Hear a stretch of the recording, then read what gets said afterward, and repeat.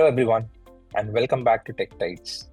It's been a while since we connected, and frankly, we've missed talking to you.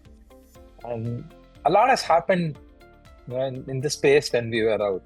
You know, with that, there's also been a lot of fair amount of confusion, new tools, new technology, new models, new risks, and so on and so forth. And not everything is as clear as it sounds. One such gray area, and it's been around for a while, is cloud security.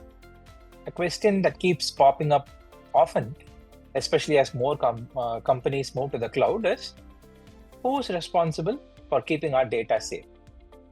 Is it the cloud provider, or is it the business that owns it? Now, it sounds like a simple question, right? But as many IT leaders have discovered, it's not quite that straightforward. To unpack that, I'm joined by Nithin. Nithin is the Associate Director for Research at Think Teal, and he spends a lot of time researching cloud technologies and decoding these gray areas, which I just mentioned about. Nithin, great to have you here. This feels like one of those topics where everyone thinks they know the answer and that they've figured it out until they realize that they haven't.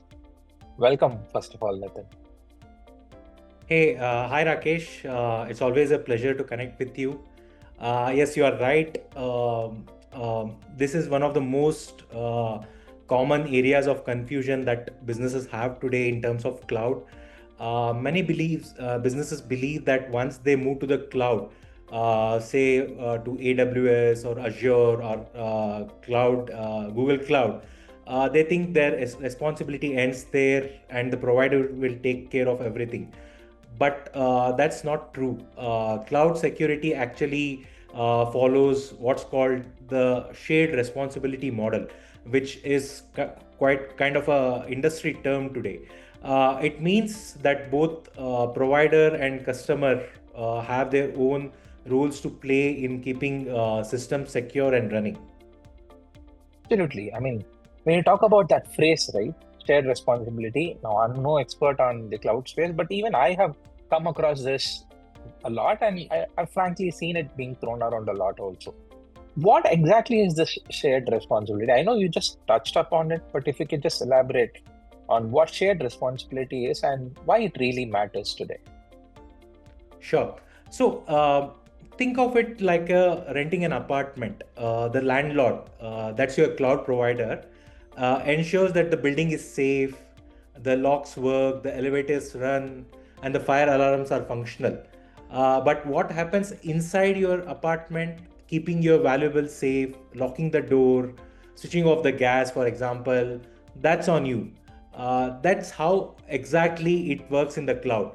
The provider secures the cloud infrastructure, be it the servers, storage, networking, and physical data centers. The customers secures what they put into the cloud, like for example, the data, the applications, the user access for that matter, the configurations. So it's a shared model and not a transfer of responsibility actually, and that is what shared responsibility means in cloud terms, Rakesh. That brings me to another related point. We often hear these terms, right? Security of the cloud, and could you help unpack the difference and what belongs to whom and where's that line drawn? Oh yeah. So in order to, I mean, if we break down it a little further, I touched upon it in a brief manner. But if you have to break down it further, security of the cloud. So this is what the cloud provider takes care of. The AWS, Azure, or Google Cloud kind of providers take care of this part. It includes the hardware, the data center security, the global infrastructure that they handle, the network, the storage, the virtualization layers, basically all the parts that make cloud run. This is taken care by these providers, and that is called security of the cloud. And when it comes to security in the cloud, that is what the customer is responsible for. When I say customer, it's a business that is responsible for who is availing this cloud services. And what does this include? This mainly includes configuring access control, encryption of data, managing applications, monitoring for any unusual activities. So the boundary between the two depends on the type of service. If it is an infrastructure as a service that a business is availing, the business or the customer themselves have to manage a lot more things. If it is a platform as a service, as I said, only the apps and data is managed by the customer or the business here. And if it is SaaS model, you manage or the customer manages, businesses manages very least part. Mostly the users and data is only taken care by the business. The rest is the provider's responsibility.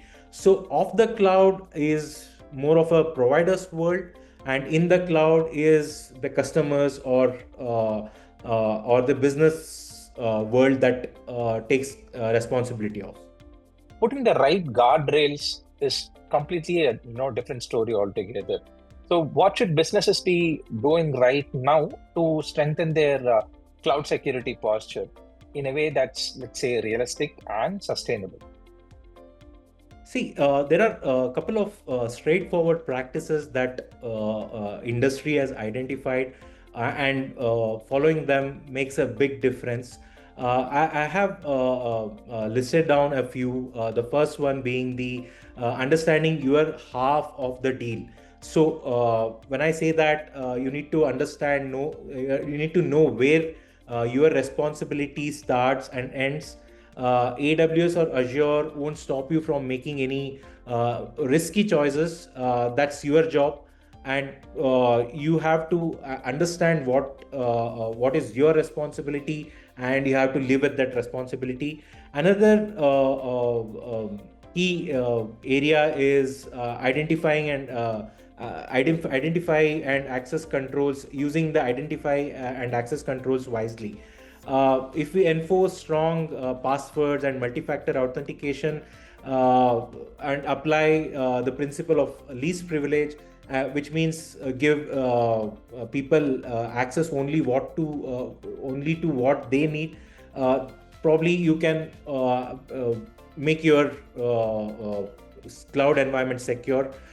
And overall, if you think of it, the businesses or the customers who are using cloud services, they need to think cloud security as a partnership. The provider gives you a strong foundation, but you decide how secure your house really is.